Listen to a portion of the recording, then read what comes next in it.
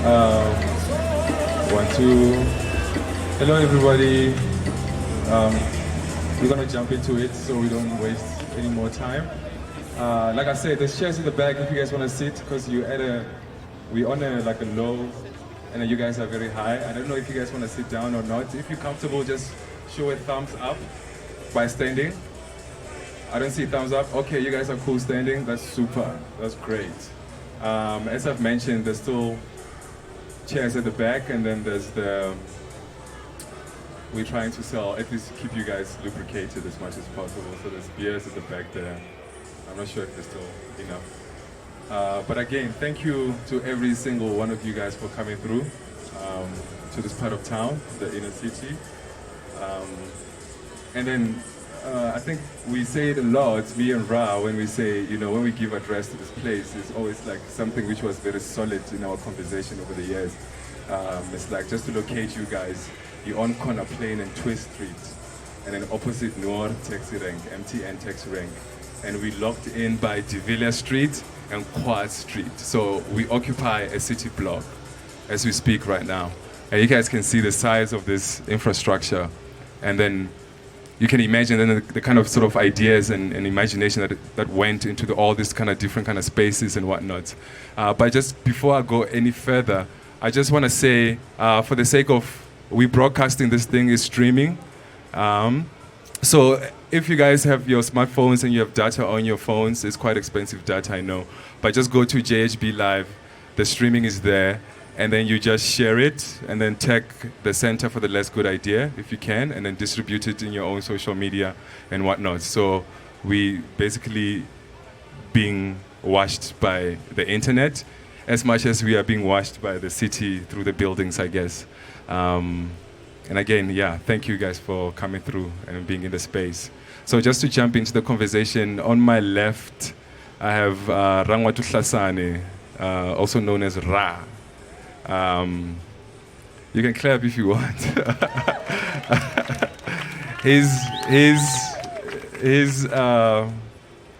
There's ranks to everything. So we collaborated a lot. If you guys look at that building there with so much light there, the tallest building, that's where we were doing our events and projects and everything there while we were still students. He was on the 22nd floor, I was on the 13th floor. And I think from my floor, was it from your floor? My floor, no?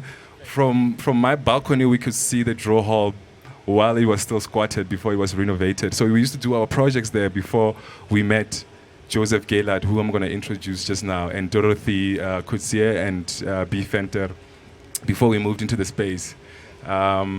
But then, he's a DJ co-founder with me of Keleketla Library. We are Shebinist also. We push our movement. And since we moved into sort of, I don't know if it's exile or temporary exile, we are at King Kong building just after GP police station, and we do our projects and events there. So we used to do our projects there before we met Joseph Gaylard, who I'm going to introduce just now, and Dorothy Coetzee and B. Fenter before we moved into the space. But then, he's a DJ co-founder with me of Keleketla Library. We are Shebinist also. We push our movement. And since we moved into sort of, I don't know if it's exile or temporary exile, we are at King Kong building just after GP police station, and we do our projects and events there. So we used to do our projects there before we met Joseph Gaylard, who I'm going to introduce just now, and Dorothy Coetzee and B. Fenter before we moved into the space. But then, he's a DJ co-founder with me of Keleketla Library. We are Shebinist also. We push our movement. And since we moved into sort of, I don't know if it's exile or temporary exile, we are at King Kong building. And then he's the director of Bhavisha, Johannesburg, and then former organizer of Joubert Park Project. And then he'll explain the whole timeline and trajectory. And I'm super happy that he's here in the space with us, because then it completes the whole timeline of 2004 when they entered and when Keleketla moved out in 2014. So it creates this sort of secure timeline to it. And then I'm Malahlela, for those who don't know, co-founder of Keleketla Library, also with Rangoato Hlasane. For me, I'm humble, no need for I'm just a soldier. Now I lost my train of thought. But then the three of us, in a way, with extension of other people who are not here, sort of created this sort of idea and vision of what this space is supposed to be, what this space is supposed to look like, along with the sort of the community that is here. But just before I continue, I just want to mention also Khwezi Gule was supposed to be here of Johannesburg Art Gallery, which is just straight there. Which street is that? George Koch. We need to name it Winnie Mandela, like Malema said about Cape Town. But yeah, but it's there, Johannesburg Art Gallery. He's in the same sort of context of us existing within the inner city, within a sort of a space that is quite rich, challenging in many ways, but very productive in what he creates and produces. So he was there, so he was supposed to be joining us here and sharing the same voice that we're sitting in, but he had some sort of sickness and health issues, so he won't be able to join us today. But then you can just imagine Khwezi here, for those who knows Khwezi, and then it completes the whole cycle to 4. And then I guess I don't want to mention anything about the city. My two brothers next to me will go deep into that, I guess. And then before we start, I just want to recognize the month that we're in, which is the month of April. And then Ra, next to me, he'll be playing soundtracks to all these historic days and monument and powerful days that have happened in April. And funny for me, I was born in 28 April also. I guess that's why I'm quite crazy in this sort of narrative that I'm in. But Ra will sort of show the days in April that are quite monumental and quite heavy and contexted. And I don't think that South Africa is quite have healed from just this one month alone, in terms of its complexities. English. But we'll start with the 2nd of April, which is Winnie Nomzamo Madikizela Mandela, and then is laid to rest today, which is quite, this light behind us is to recognize that process also, but also the light is to highlight the importance of the draw hall, and also the light is to highlight the work that we've created in the space before it gets wiped. Just this one month alone, in terms of its complexity. Thank you.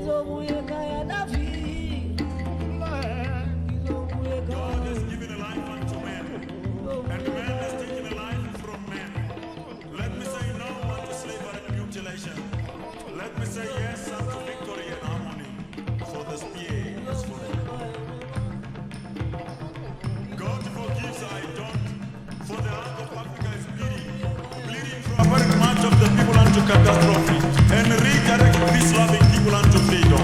Yesterday it was Crimson Tang and Mrs. Joubert. Yesterday it was Ruth First and Victoria Mtenge. Today it is Brian Mulera Masibu and Matthew Goniwe. And tomorrow it is you and I. Africa, do something for the spear has fallen.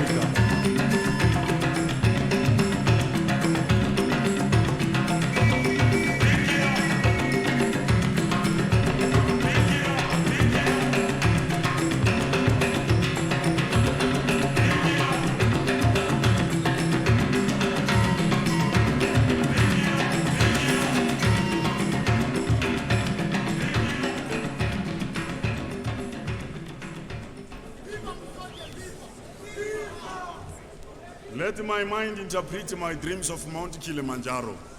Let my brain power interpret the last struggle in Africa. Unless human rights are embalmed in the statute books, loyalty shall mean vengeance, obedience shall mean rebellion, conformity a bluff, and happiness a sign of danger. And Africa shall know no peace until we in the south are free. From Cape Peninsula to Cairo, apartheid heresy shall cease. A sovereign state shall be a sovereign state. And the people in Africa shall sing a song to dry tears of long toiling years. At last the people in Africa.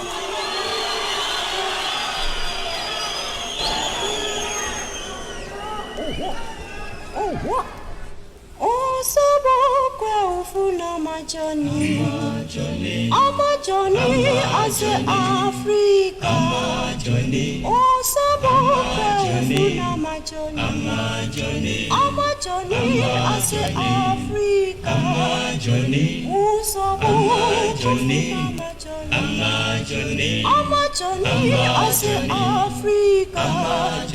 Oh, Sobokwe.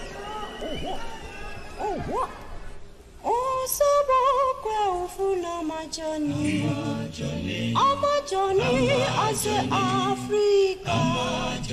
Oh, Sobokwe ufuna majoni, amajoni ase Africa.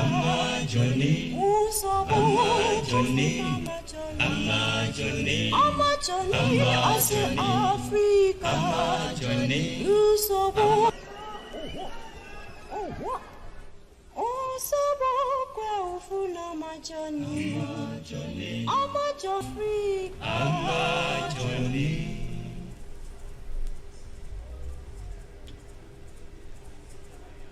Uso wafervuti utawela fati, utamandela alukuma, nutumi utabusa mifatilena, katatu ya runama Afrika. Uso wafervuti utawela fati, utamandela alukuma, nutumi utabusa mifatilena, katatu ya runama mifatilena, katatu ya runama Afrika. Uso wafervuti utawela fasi, utamandela alukona, nutumi utabusa mifatilena, katatu ya runama mifatilena, katatu ya runama Afrika. Uso wafervuti utawela fasi, utamandela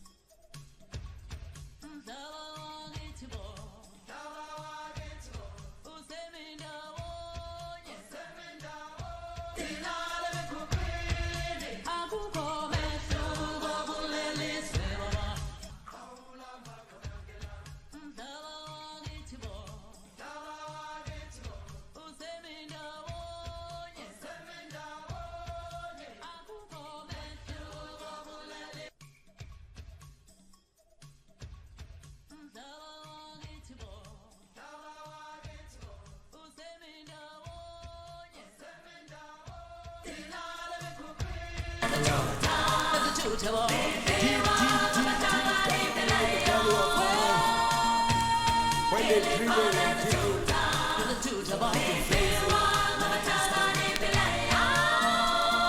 or when they dish that dish cold iron shovel. When I sing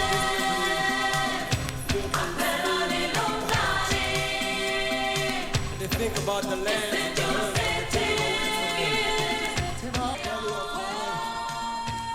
When they dream and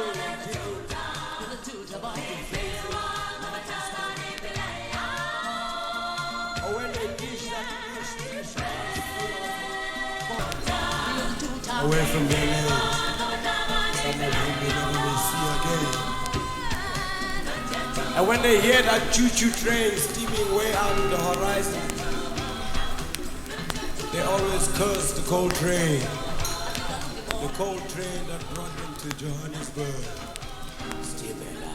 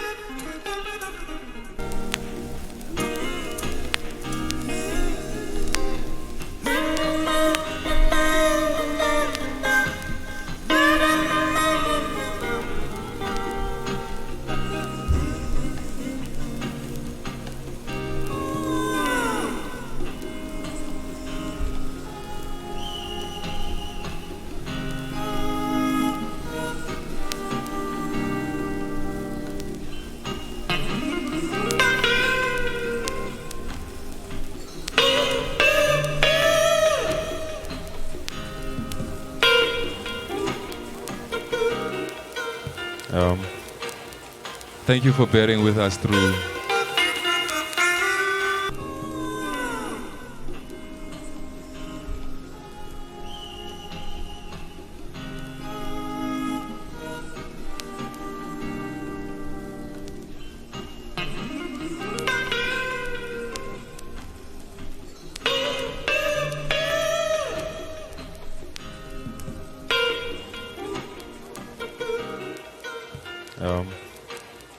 Thank you for bearing with us through.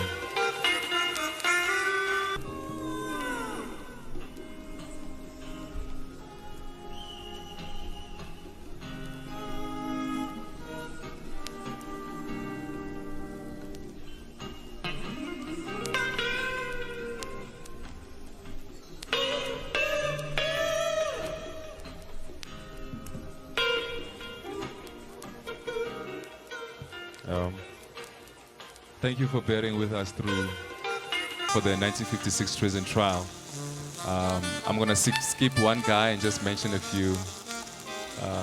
Gavin Beki, Walter Sisulu, Joe Slovo. Who else?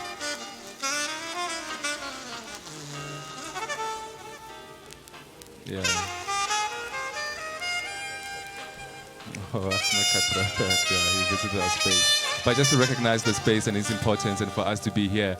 And then just to recognize the treason trial also, because it's considered a washed away treason trial.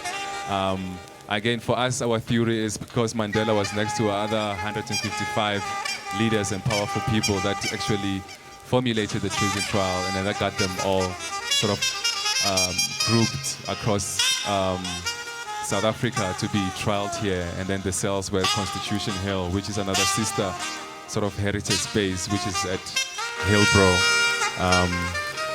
So just to recognize all the spaces that exist, and then the times, and then the people that walked before that walked the journey before that we could, you know. 155 leaders and powerful people that actually formulated the treason trial, and then that got them all sort of grouped across. So then I will introduce Joseph again, and he'll take the conversation from here. Again, talking of a timeline, talking of a certain history before Keleketla arrived into the space and the context of where we are and why this sort of nice infrastructure, and beautiful infrastructure, and powerful infrastructure, and resilient infrastructure came to be what it is now. And then the idea of us formulating this, and then whatever is documented today will serve as an advocacy tool in a way for us to be in conversation with the city of Johannesburg. Somehow, some way, the door will be open. Some of the members were supposed to be here, but as you know, it's the city of Johannesburg, which is bricks and mortar, nothing more.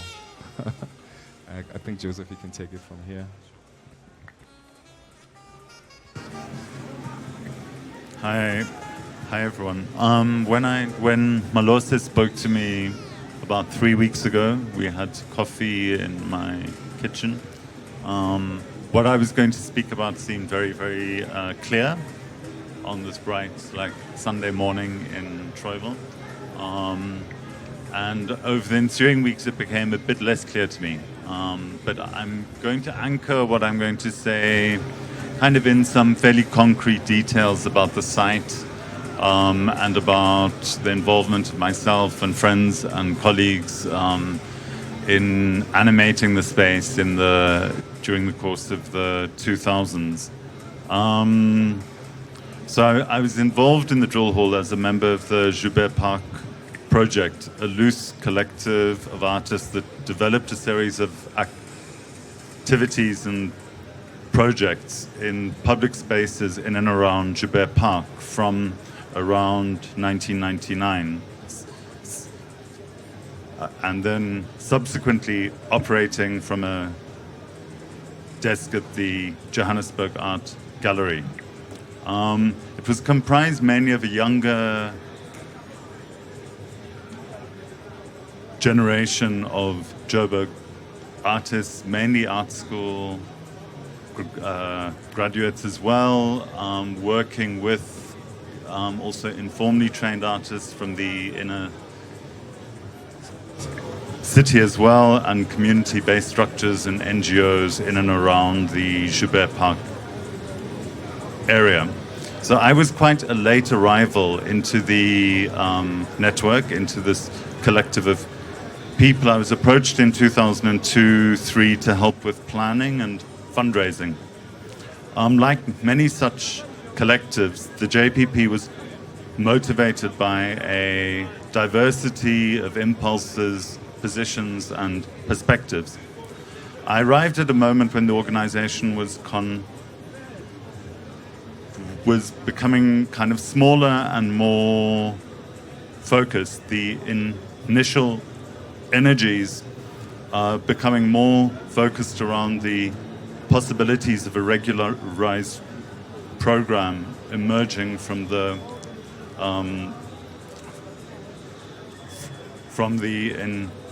initially quite dispersed set of activities and projects.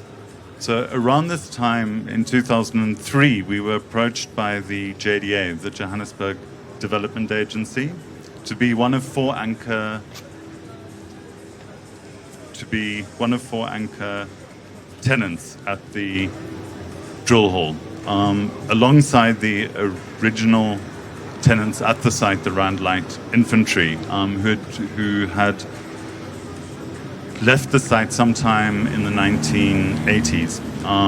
And so they came back to the site together with Johannesburg Child Welfare and a project of the community chest. So we were provided with this really special space on the top floor of the West Block over there. A 200 square meter kind of glassed-in space, which we developed as a gallery and event space with a small office and storage space incorporated into it. We were given a lease that provided a framework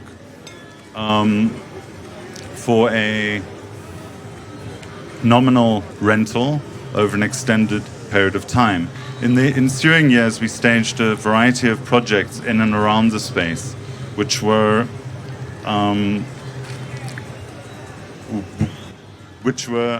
animated by an interest in creative work, which would somehow be variously engaged with, responding to, and integrated into the urban fabric. The particularities and problematics of that work are, however, not so much my concern this evening. I respond instead to the invitation to talk about some of the meanings of the space and the possibilities for the space. In doing so, I want to briefly reprise the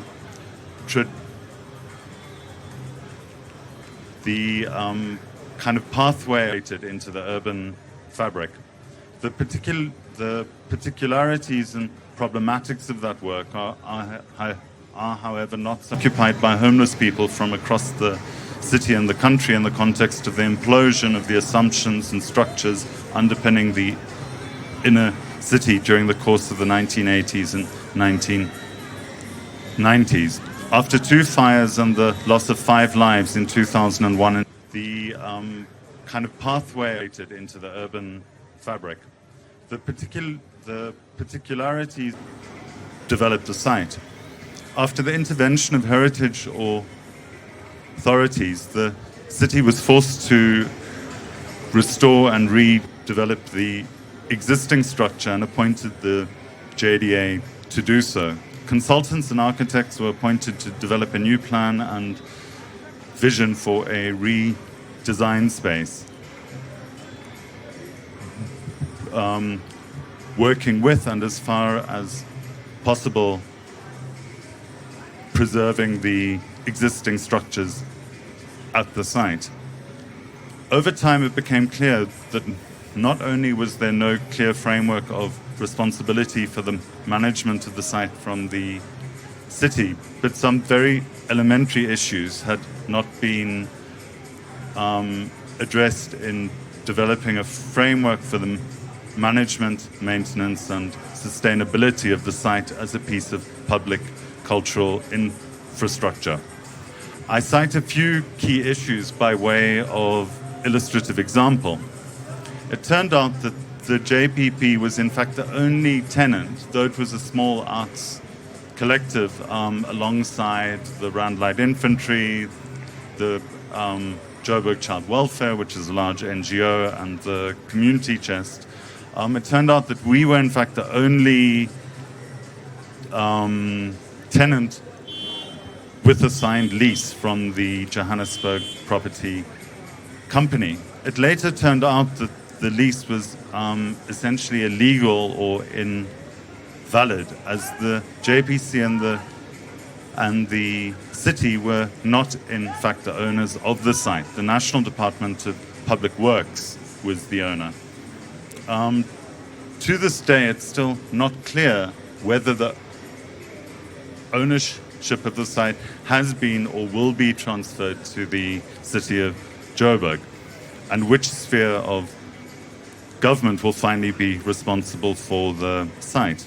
So the absence of a clear management framework for the site and forward planning around basic questions like security ironically led to the Rand Light Infantry vacating the site in 2007 after a soldier was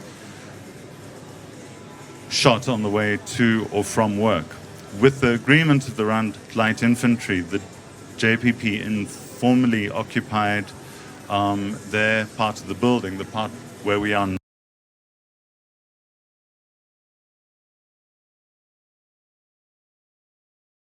and other arts organizations.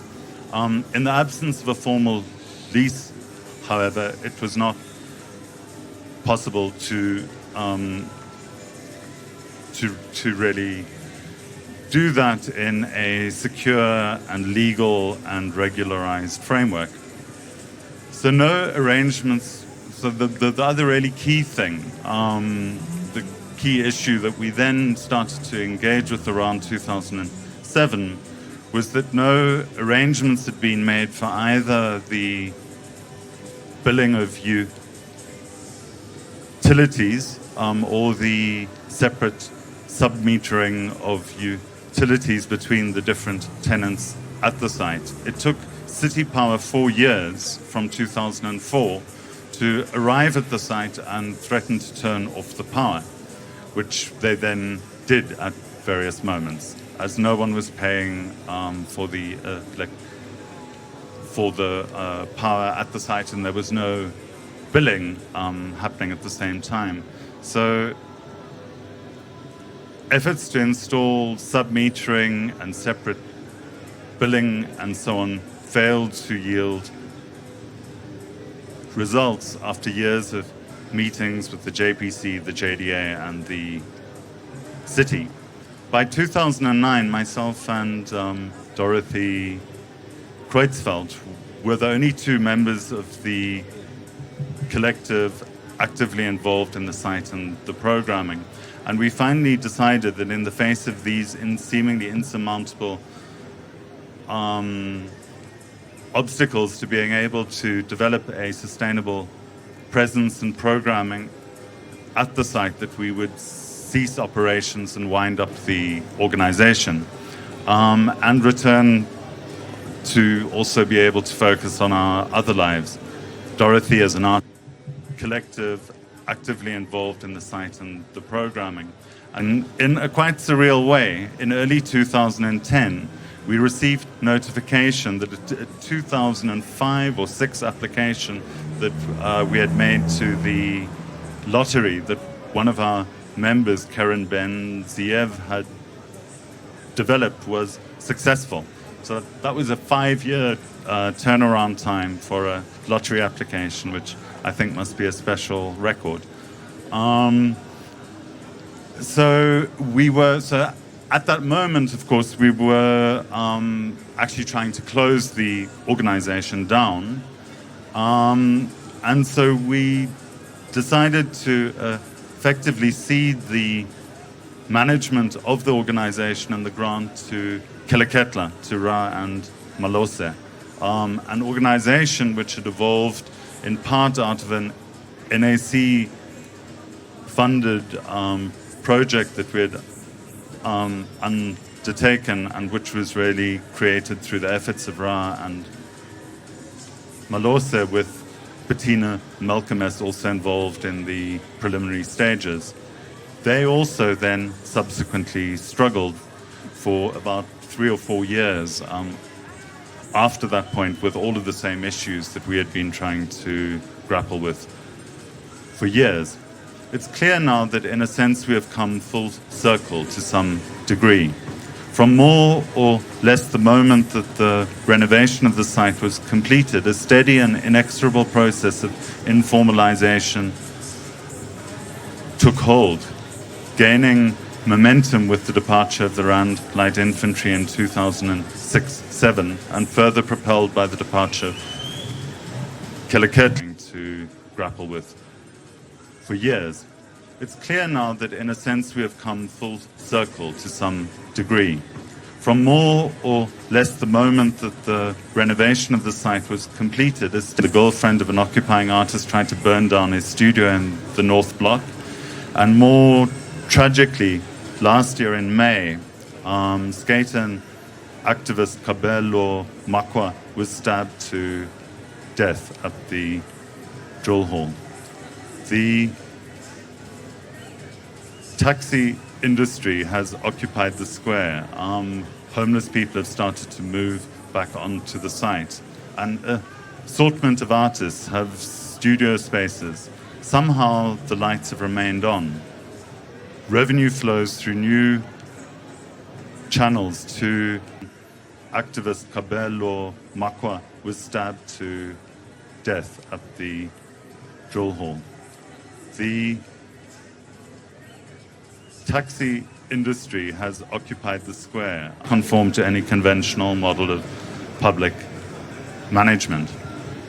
And I'd like to kind of conclude there and with some final kind of cautionary notes about where we find ourselves now. So the JDA is once again is interested and concerned with the site as a public asset in a neighborhood that has always been an extremely challenging and problematic one for the JDA. And one of the neighborhoods of Joburg that has really stubbornly resisted all kinds of efforts at a kind of conventional approach to public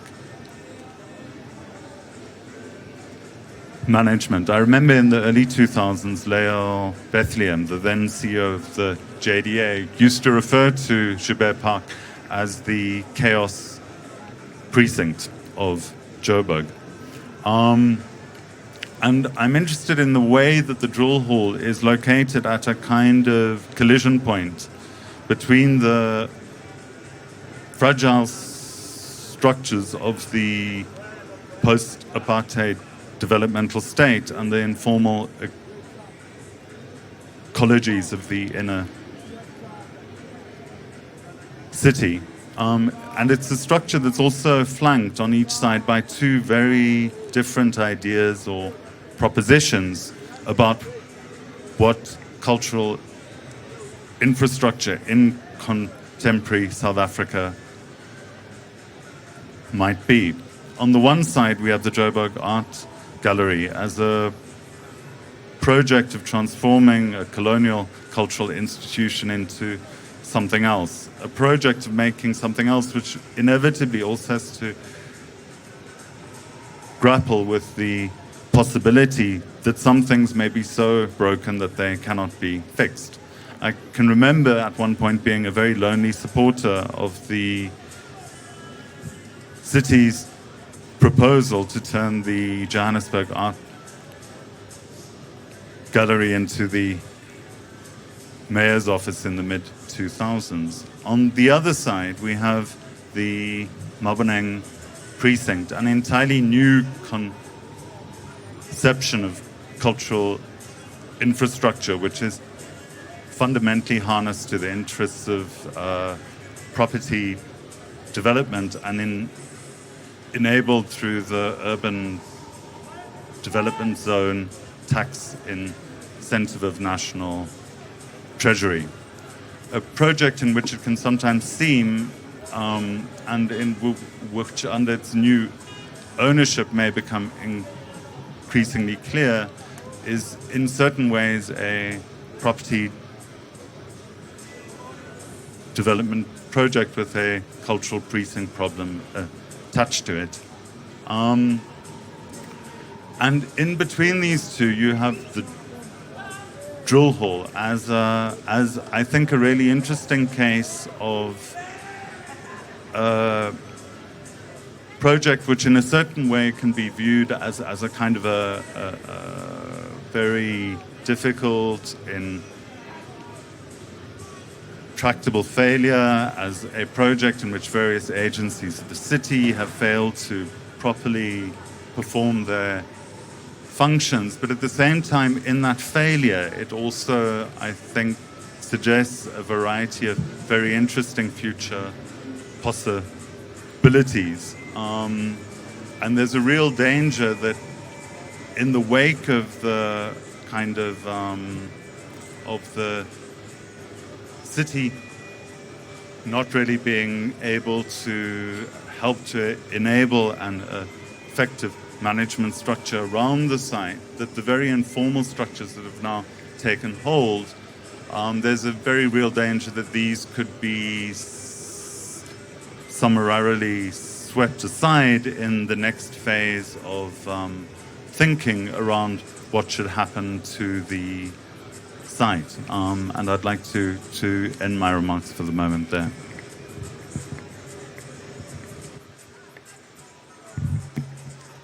As Joseph painted it, it's quite a, as you guys can see the trajectory of, if you guys were listening, the space itself is quite challenging. Even just to host this space alone is quite challenging. For Keleketla to have done projects here, we were working on glass grounds. That Joseph just mentioned now, the city power could have came in, they did multiple times to switch the power off constantly. And then for us, when we were continuing with our programming, is always working on this sort of soft ground, not knowing what's going to happen, but just by faith, just saying, okay, we're just going to book this date and this is going to happen. And it's always been that sort of challenging, and I guess it really sort of opened our mind in how we get to literal think, like just to break how we think in terms of how we get to organize things to happen in the space with its own challenging sort of narrative and the neighborhood also. And this is the first time actually we've been getting, after a while, getting people from the outside. We've been mostly dealing with the community itself and the audiences from here. And it's quite interesting also, again, just by remembering and getting sort of reflections, just to have people in the space who are not from here, but just to listen about the concept from here. But it's very good to have you guys here. So I'm going to pass the microphone just for Ra to add the depth from what Joseph has said in how Keleketla came in, and also to break away from the point of how the National Lottery actually developed the idea of Keleketla and breaking it into sort of this 2-year trajectory that just emphasized production, creation with the local community, with the artists that are in the city also. Passing over to you, Ra. I guess your mic is there.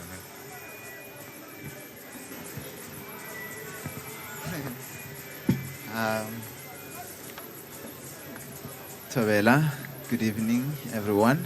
Once again, thank you for coming. This is Rangoato. As Malose said, we started working within this inner city of Johannesburg from that building that used to be called the Mariston Hotel, now known as Gateway Lodge. It's quite a significant building. It really was one of those. Actually, quite recently, I saw an ad of the Mariston Hotel in the 80s, which showed you Johannesburg and its ambitions, really. Like, you could see the ad in this magazine in which the ground floor of it with the swimming pool and the gyms and the cafes and the demographic of largely white people, middle-aged people, gives you a picture of how rapidly this particular neighborhood changed. And the drill hall being one of those that went along with that rapid change of the 80s. Johannesburg is a relatively young building, the Mariston Hotel itself, actually, in relation to the drill hall. I think it was built in the 60s or 70s. And then the drill hall being built in 1906. But the massive shift of both demographics and use of buildings in this particular space is interesting, but also not surprising if we are to look at the city of Johannesburg and what is happening with it. And what is significant about this is probably less about, mourning this site because it's very much alive as we are all here now and people are here. And more about really the inevitability of art and politics in this space, because when we started working at that building as art students, our own biographies, our own professional ambitions in terms of education and training had very much to do with what it means to imagine. Art being a space of imagining, a platform to imagine that which is not there. And we did that by turning our own bedrooms in student accommodation into a space for imagination, not by ourselves, but by inviting others. And the same ideal, particularly when it was time to exit a very small student accommodation bedroom and start looking to a broader world, this drill hall became that space, right? So we approached the JPP and came here and said, we've been doing this thing for 5-6 years, and now we want to find this space that is bigger, more open to a broader public, and the drill hall was such. So many of you got this book as you entered, and you can see the picture in the front from the archive of the Museum of Africa. A picture that is quite prophetic, it speaks to a large number of people who were coming here in 1956 as supporters of the treason trialists then. It appears to be a picture that perhaps captures a moment before the gates are open, or a picture that denies access, or a picture that suggests that this place is contested then and now, still is, as you can see. So there is a video actually that I think can paint a better picture, because there's a lot that we've done in this place, and I'm not so sure that is that productive to replay. But after those 5 years, 2008 to 2014-15, when we left, there was a group of young people doing dance. I'm going to mention their names. Largely, one of the main members is Wesley Hlongwane, who's a dancer. Dr. Joubert, Nobile Khumalo, Emara Mashala, who lived here in this neighborhood and were very much central to the library program and the after-school program in dance. They were later joined by Invention Ramaisa and Andile Nzuza. And when we were just about to leave, after, on the one hand, being jaded or burned out and tired of JDA, JPC, and all these city agents, but also feeling very much unfit to deal with the kind of risks that has to do with managing a site of this kind without any guarantee of occupational health and safety, but also the inability to sort of fundraise to a scale that can actually ensure that very occupational health and safety. We had, by that time, developed such a complex, rich, long-term educational program that focuses on art, imagination, and politics, that some of these members, including Wesley Hlongwane, Dr. Ncube, had began to emulate the work itself, emulate in terms of programming. In other ways, to think about imagining that which is not there, the very roots of our practice, from student accommodations, but also when we got here. And they made a piece. This piece is called Secrets of the Streets.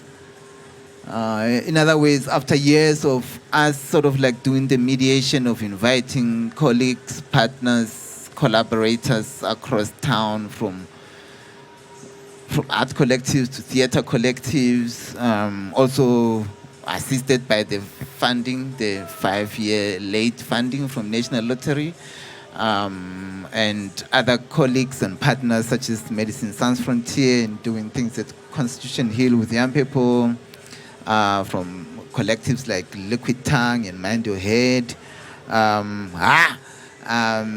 to Chimrenga Magazine and Freedom College 2 blocks away, like all these very complex negotiation of always working under risk and with contingencies.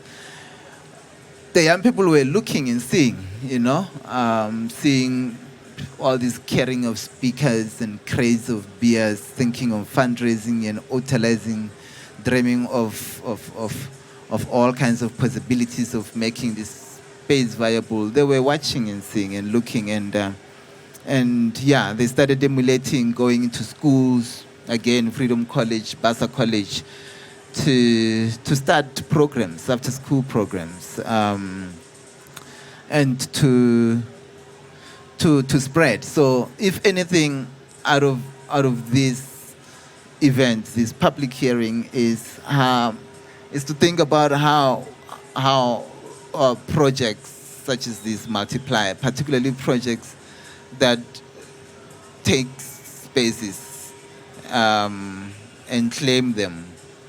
Because essentially we've been squatting, it seems.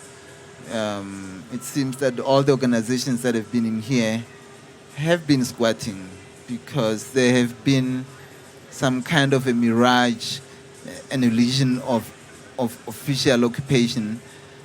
We knew that that was the case, it's always been the case, but actually we are absolutely sure that it is not illegal to occupy spaces, particularly spaces that are unattended.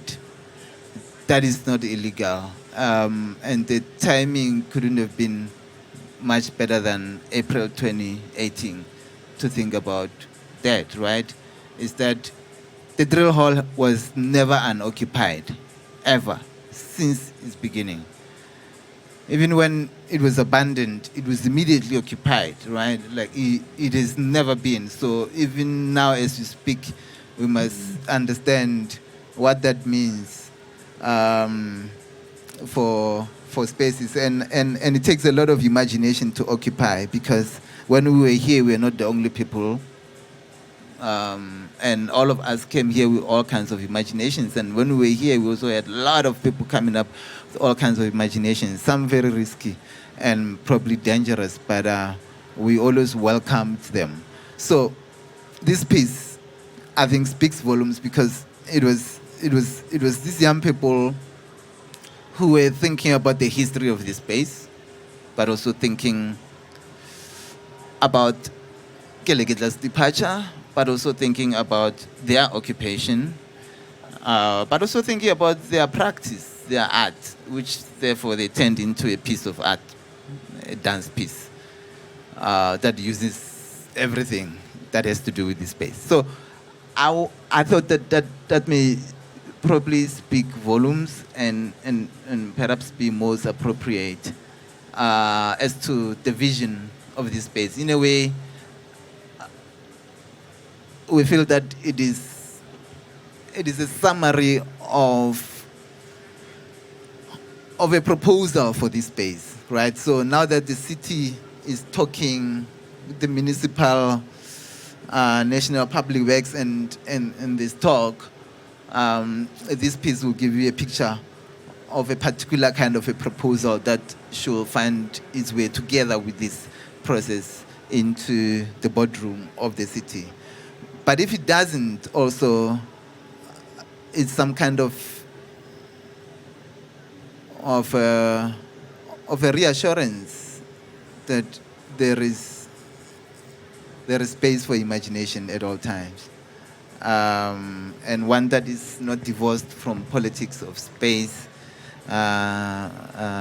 ownership, but also, Johannesburg cultural landscape is very present in this piece.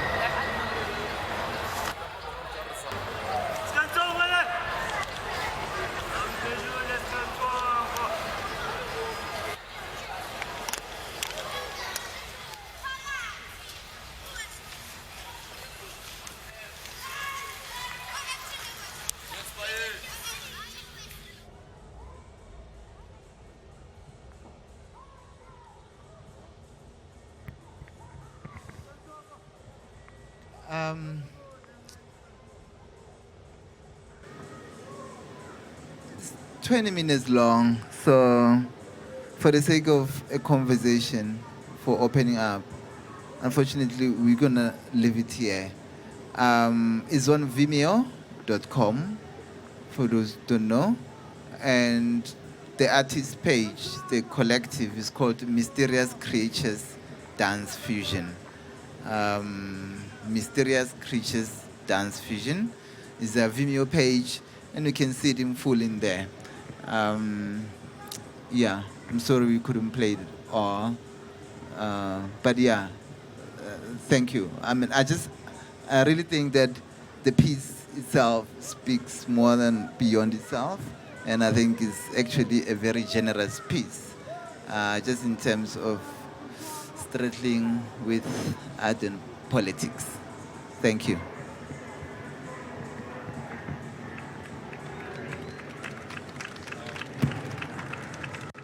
As Roy was mentioning, just for the sake of conversation, also that you guys are in the space so we can engage you, not to be too self-indulgent into our own narrative of what the draw hall is and then be too consumed.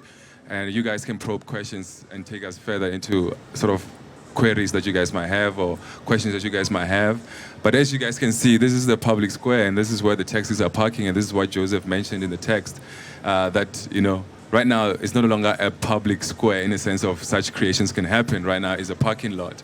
And then that space can fill 1,000 people. We filled it with Chimurenga, with the Blue Note, when they launched the Chimurenga Chronic here. And then we filled it also in other events and projects that we did. So right now, the space is unusable for us to actually engage, nor any of you guys to park in the square. That's why the whole commission of taxis back and forth from Mawining to here.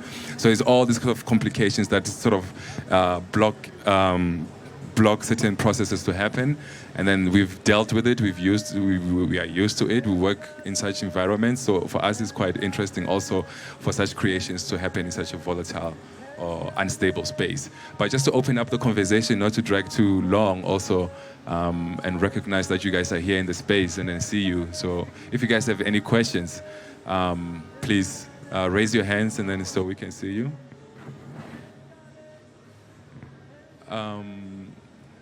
Kwaz, are you around? Kwaz? Zauk. This is one of the guys we've been working with for a while in the space. I think before we open to the public, I think he might have something interesting to say, and then add to the conversation that we're having right now. So. No. Good evening, everyone. Guys, hello. Yeah, how? My name is Kwaz, and like Malose said, I've been a constant collaborator with Keleketla since, I think, around 2007, and later on in I guess the work that they did, I also became part of the team that Keleketla was.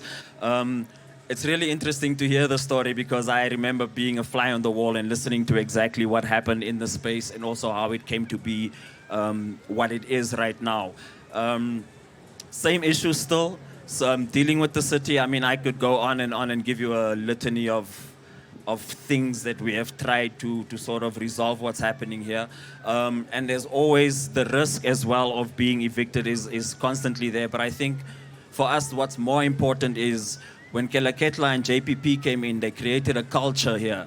And it was more important for us to maintain that culture where young kids could come into the city, practice their art, come into the library, pick up books and have a safe space where they can basically, explore their creative side. So for us, I think the joy of having that on offer definitely outweighs the risk. But we've definitely tried to have these conversations with the city. But I mean, like Malose said, it's like you're really speaking to a wall, you know. The best thing for us to do really has been to, like we have done over the years, really self-fund all the programs, go to every meeting that they call us through, sit through their bullshit and nod and yes, and then we know on Monday we come back and we have to deal with all of this ourselves. But I think what's important is to not allow that void. You know, we could leave and say the library is not important or the dance space is not important, because for us who have practiced and have had the experience and have had platforms, it's easy to say that. But the kids that are coming in now and experiencing it for the first time, I think it's important for us to maintain that. So very much driven by, I'm tired of this, we need to get out of here, we need to leave, but also very much driven by, no, you can't, because there's a whole generation of kids who have basically taken the baton and decided that this is what they want to do with their lives, and this is what the space offers, with all the other risks that they themselves are completely oblivious to. So when the electricity goes out, they don't know how many phone calls are being made, and it's okay, we try and keep them away from that as well. When the water goes, they don't know how many plumbers and whatever we try and call to get that sorted. But it's okay, because what we want them to do is come, use the space, utilize it, and become what they ultimately should do, you know? And I think the cool thing as well, over time, is watching the kids that came through the programs. So through the Keleketla programs that started as dancers or script writers or whatever. And if you come in here during the week, you'll see them commanding a class, directing a play, doing their own programs, printing flyers for shows that they are themselves doing outside. So the reward is intrinsic, definitely. And we are fully aware of also the pitfalls of being in a space like this and dealing with a monster such as the city. But if you are in the city, you understand the value that this space in particular holds. Over the years, I think what happened as well when Keleketla left, there was a void in terms of management. So a lot of scattering, a lot of people not knowing exactly where they're going. Young kids definitely taking control of the situation and reclaiming the space and saying, we don't need, the older guys to stand over us and tell us, because we understand what it is they were trying to do. And now you find kids like Wesley, who's busy doing his own thing with younger kids. And I think for us, that is the reward, ultimately. The city is going to come in here. We've had meetings with them. We've spoken with them extensively. They have all these plans about what they want to ultimately achieve in the space. And we've been hearing that story since I came to join Keleketla. When was this? Exactly. They've been singing the same tune. They just replaced the person and give him the same script. And we're okay with that. What we're doing right now is, for the time being, I think it's important to also make sure that we nurture what we have created here, and not create and leave and assume that it's going to live on its own. Because then the work we're doing is basically futile. We're not growing that baby into a fully fledged thing that can look after itself and then ultimately start creating and looking after others. So that's the space that we're currently in. Still very much, like you said, Joseph, facing a whole lot of nonsense, facing a whole lot of bureaucratic issues, red tape, meeting after phone call after phone call to sort this out and that out. But for us, ultimately, the decision was, do we allow that to push us away from what we're trying to achieve here, which is to create a space where artists in the city feel safe still, and then deal in the background with all that other nonsense, and then hopefully get that sorted out. I'm hoping that this intervention as well would serve as a sort of catalyst to start that conversation, specifically with the city in terms of the cultural value that the space has, beyond just what they see in terms of what they can do, turn it into some sort of money-making machine, which is exactly what they've alluded to in the meetings that we've had. So we really need to, I guess, take these types of interventions, these types of works that the people are doing at the space, and use that as our bargaining chip to say that there is no other space like this. And if we lose it, then basically what we do is we give a generation of kids absolutely no other options but to do what the street offers them. And that's a little scary. So we're here facing the risk. We might get arrested soon, but I think that's a cool story for anyone that's an artist, being arrested for your art. Yeah. I know, thank you, Kwaz, for salute for the words.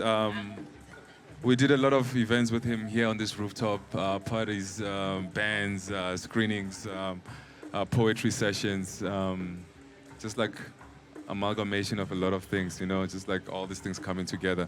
And it's just, for me, it's like this, if I didn't study art or anything, I came from sort of a left field, and then for me it's quite interesting to have sort of harnessed my skills in the space and what it provided, or the kind of voice that it provided in sort of an outward, and also to come back and actually, after 4 years of us moving in 2014, to actually to come back actually and create this sort of idea of a public hearing and what's supposed to sort of initiate conversations or open up at the end of it all. So we just want to engage you guys. If you have any questions, please throw this side of the table, and we see how we engage you back, and then so we can wrap up the whole inner city vibe.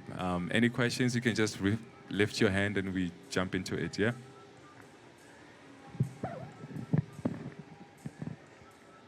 Any questions, and then we jump into it. Yeah.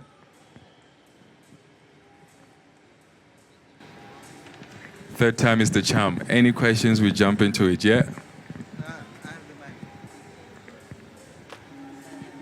Check the cable, Ra.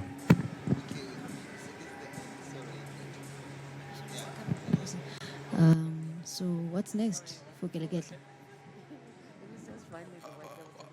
What's next for Keleketla? What's next for Keleketla? We're doing a lot of things. Right now, there's ample projects lined up. But then what's next for this space in Keleketla in relation to the drill hall itself is what do we do after this footage that is documented? What do we do after this conversation that we have said right now? Where does it take us? As Joseph has explained in the whole narrative of the timelines, how they got to be here and how we got to be here also. And then how do we get to come back in such a space also? He mentioned, which again for me is one of the things that got me to do this sort of public hearing, is the reason why KB died in the space.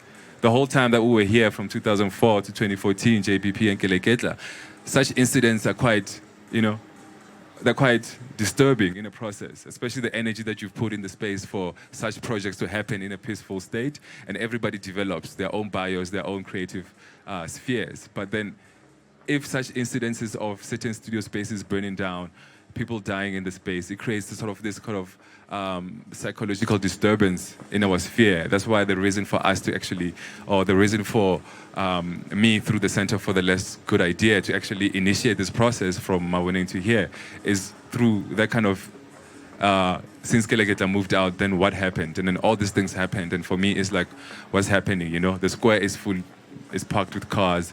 And then all the artists here are within their own brackets because they can't collaborate, or they can't, because of certain things that are not in place. So for me, it's like, then what's next? What's next is for hopefully the footage to add some leverage for us to engage the city back somehow. Again, the city is bricks and mortar, so we'll just see what takes us from there. But as long as the conversation happened and as long as the narrative took place, we'll see what happens after this. Some other doors. But in terms of Keleketla, other projects at King Kong and whatnot, you guys can go to the Facebook page and you see the rest of that. Nice one. Salute. I mean, if I may expand, not even too much, it's just to say what we've always hoped is that, as I was alluding as well, is that the idea of Keleketla to spread, so that it's more of the idea of Keleketla rather than Keleketla itself, because we may be gone at any time. So if anything, as I was saying earlier, is to hope that more Keleketlas, but not even just to hope, but also to shout out to more Keleketlas that are actually out there. And there are many, and we know them. In other ways, spaces that just create and open themselves to others, whether they are physical or ephemeral. In other ways, those who create platforms and invite others to participate is that which we want to see happening and multiplying, with or without us. Thank you.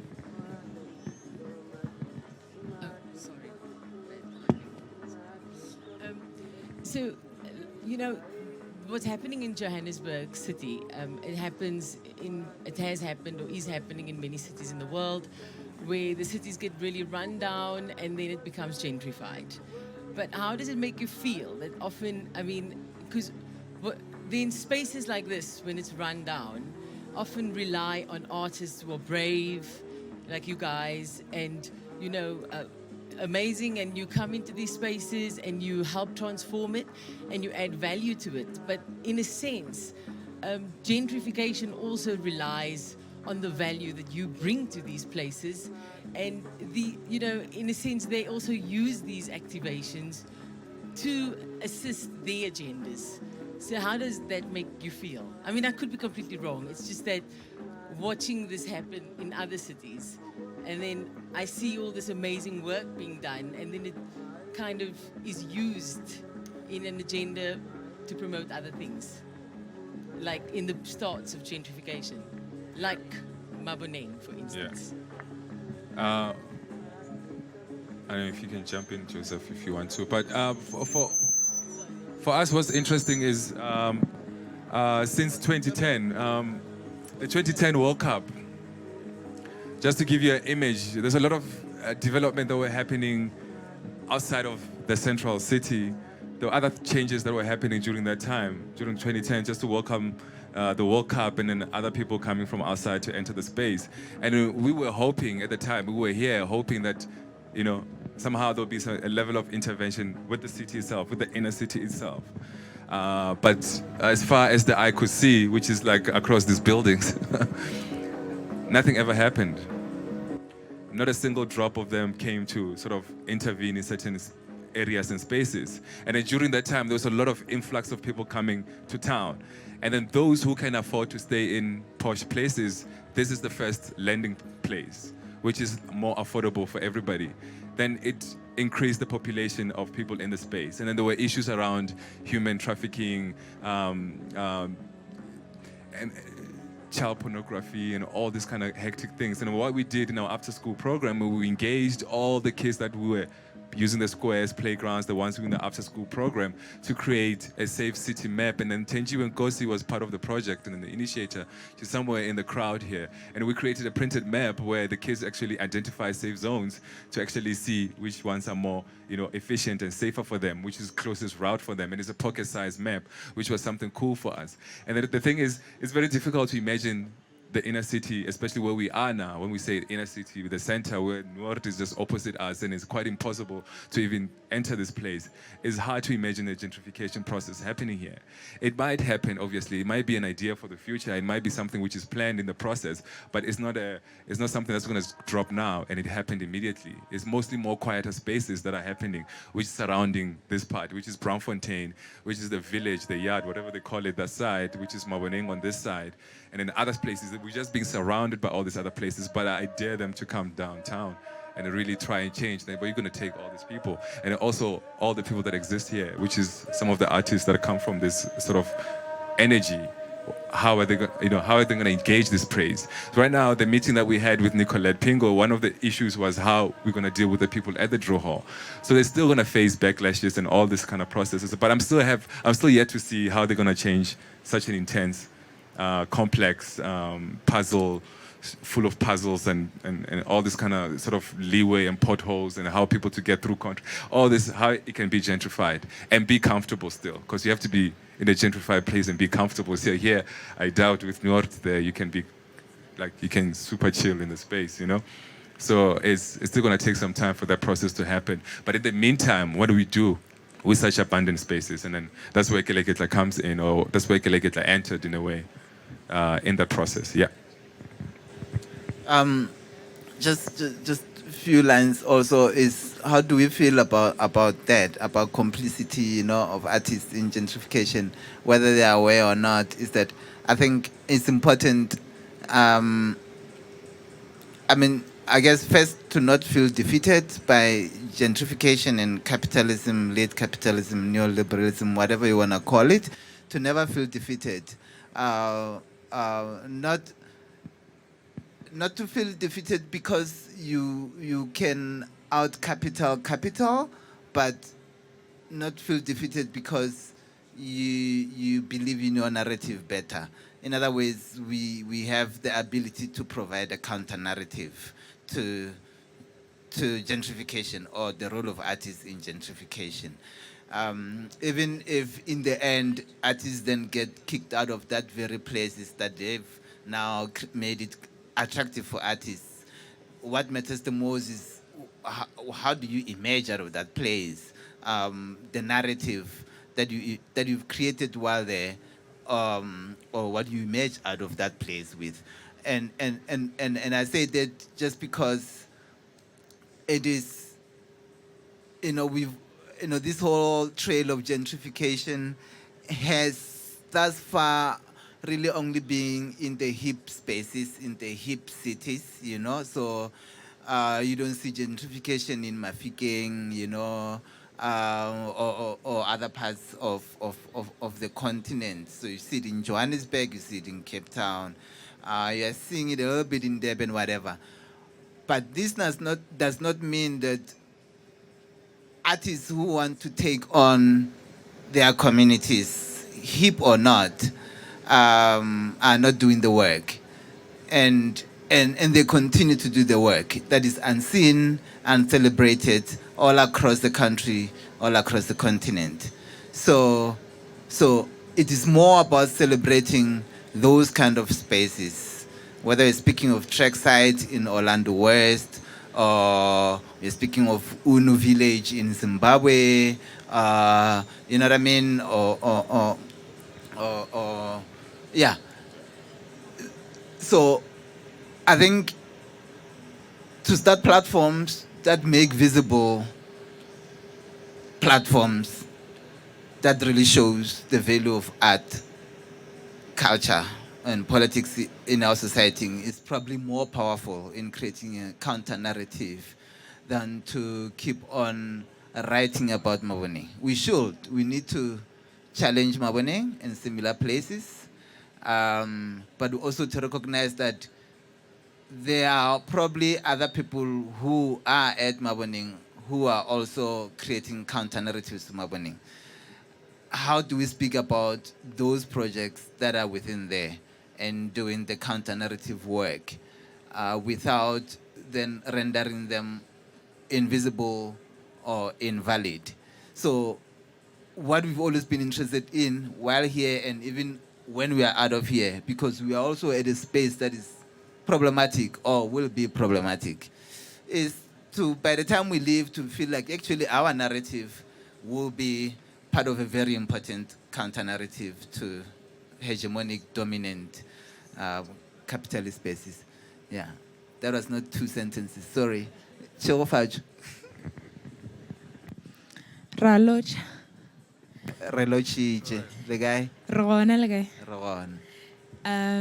I'm firstly excited about the fact that we've sort of come here to engage in a process about organizing. And I'm interested in your thoughts and notes about organizing as artistic practice, because I think sometimes it's often left to kind of side notes as to how artists organize and not particularly put into the forefront of discussions about artists' practices, that as artists we are organizing as an intrinsic part of our practices, and how organizing becomes intrinsically involved in the making process, and how ideas of making are often contingent on product or what is produced or products, exhibitions, works, but how organizing is almost far louder in how we practice as opposed to the actual making of tangible works. So I was interested in your thoughts, and I was also wanting to say I'm excited about the fact that we have gathered here to speak about organizing and not to discuss works or view works. Yeah, and how that is work.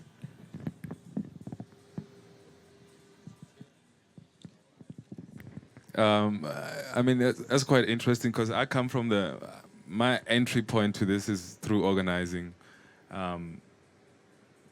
learning through Joseph Gaylard and then collaborating and adapting and forming an institution with Ra, which is Keleketla, and then everything was through organizing. And for me, I see it as I see every artist should be an organizer in a way. The whole thing of being dependent on certain infrastructures to actually propel you into the future or propel you into realizing your own ideas is very problematic, because then you'll be limited to those infrastructures. So unless you don't have them, or if you're not signed to these galleries that are existing in Johannesburg, don't want to mention names, then what do you do in between that process? For me, what we did, and like I said, the reason we started this, well, part of my reason why we continue doing what we're doing is because of the whole process of, you apply, you graduated, you apply for a job and you get rejection letters, you apply for these endless jobs, you get rejection letters, and at some point it's like the same with galleries. It's like, what do you do in between that process? And then unless like-minded ideas come together, because you can never organize on your own. Organization is multiplicity of people in the space. So how every single person be connected into one? And for me, it exploded my mind, like it blew my mind like out of this when I went to Brazil and I saw the level of organizing that's happening there, and in relation to the level of organizing that's happening in South Africa, which is, is none there. It is non-existent at all in comparison to how. Because one thing about organizing, because there's no money involved, that's the first thing you need to take out of the picture. And then if there's no money involved, how do you connect people's hearts and brains to function in the same, to buy into the same idea. And then which is that idea that benefits everybody. So we created a way that we could connect with people in how we get to function. Most of our 2 years of practice was through networking. We had gear and equipment and whatnot through network and friends and friends and friends coming together. But it's how do you convince other people to buy into an idea?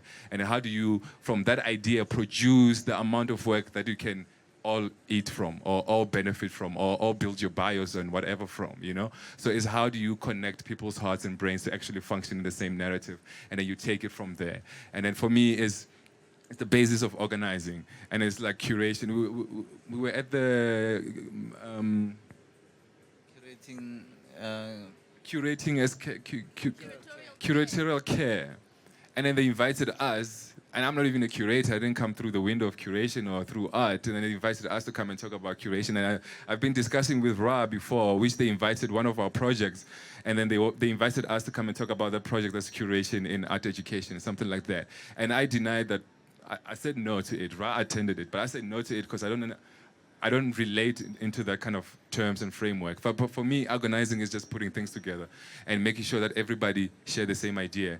And then whatever you produce expands the group and it connects other people, and then everybody can participate in that project. And that's the level of organizing. I don't know if you want to add anything to it.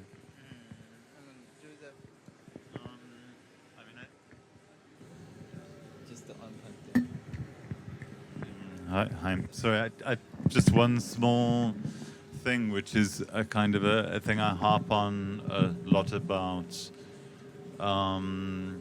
We've spoken a lot this evening about ways in which the state, in which local government has not really worked out here. And in spite of all of that, I'm really a very strong believer in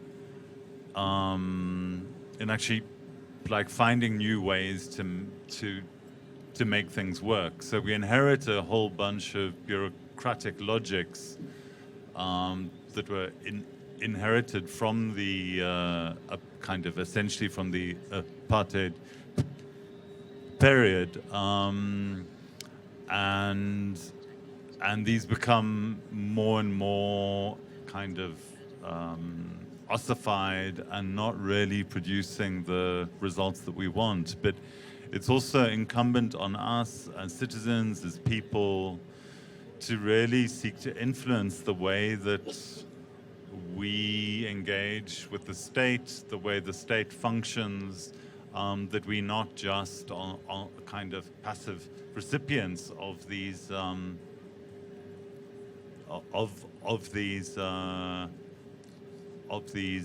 structures. And I think what we've seen a lot of, and what we continue to see a lot of, is the building and maintenance of big physical infrastructures in the cultural field, both from government and from the private sector. And I think what we really need to push for from within the cultural field is a way in which particularly local government can get really involved in supporting really small things that are really small. And that's something that's structurally very difficult for the state to do generally anywhere. It generally likes to work with kind of large, expensive infrastructures and systems.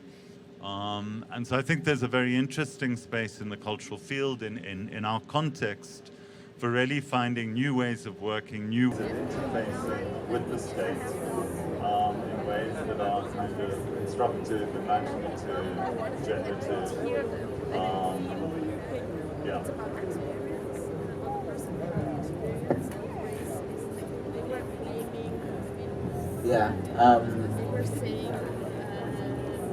I think also, that point is important, because I think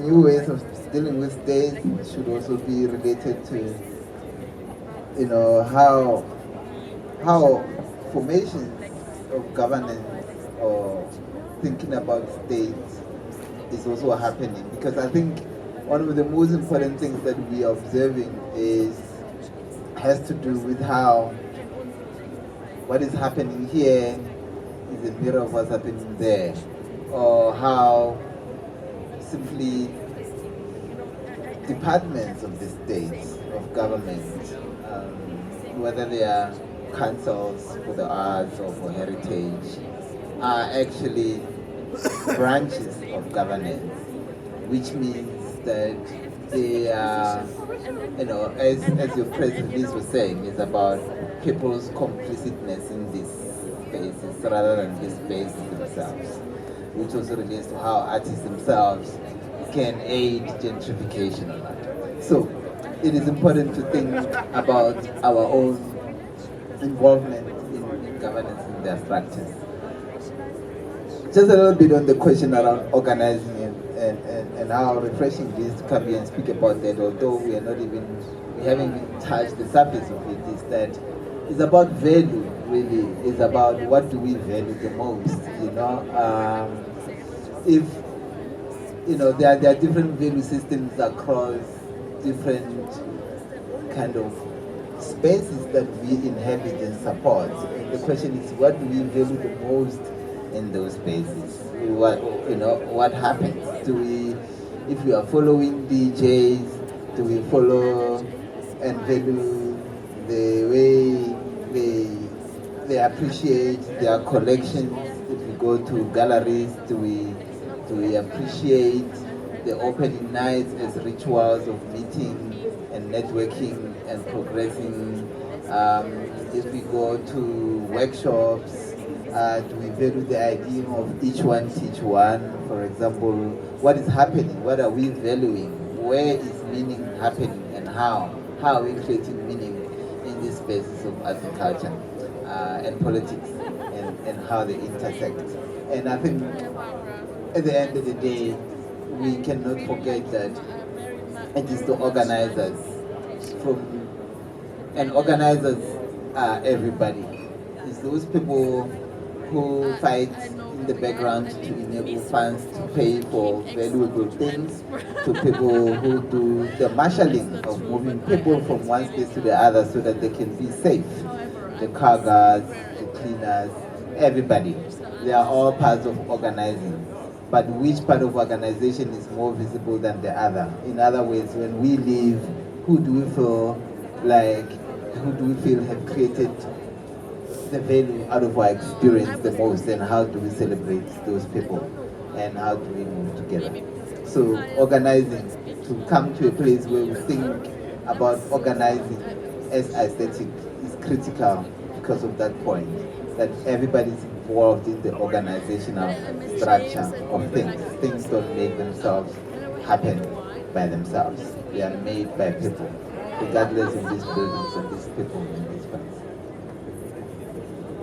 We're just running out of time more and more, and we don't want to be midnight downtown.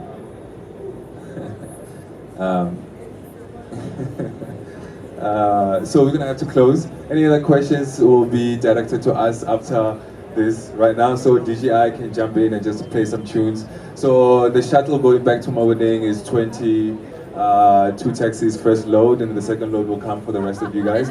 So it was super to have you guys hosted here for some time. So thank you for giving us the ear, the time, and the listening. Drive safe back with the taxis, and then the ones who are taking the second load, just enjoy some vibes from DJI, who's going to jump in right now. And then you guys can engage us as we just walk around and loiter, as pack and whatever. If you have any other further questions, you can just ask us then. Otherwise, salute, peace, and respect.